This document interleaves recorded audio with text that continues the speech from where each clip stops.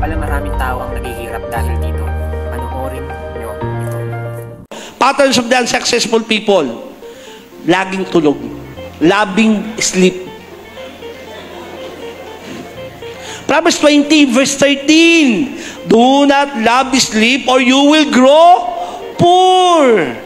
Stay awake and you will have food to spare. Huwag mo mahalin ang tulog, iglalago sa'yo, may lalago eh. Ano? Kahirapan. Pwede pa lang lumago ang kahirapan? Yung mahirap ka na ngayon, lumalago pa yung kahirapan mo. Ang saklap naman nun.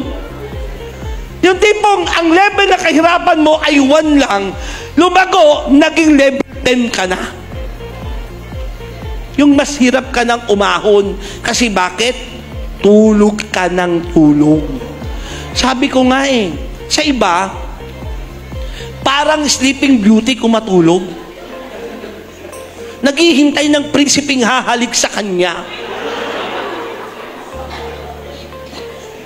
At doon nakataya sa prinsipeng yon kung paano aasenso ang buhay niya. Sabi mo sa katabi mo, hindi kasi sleeping beauty.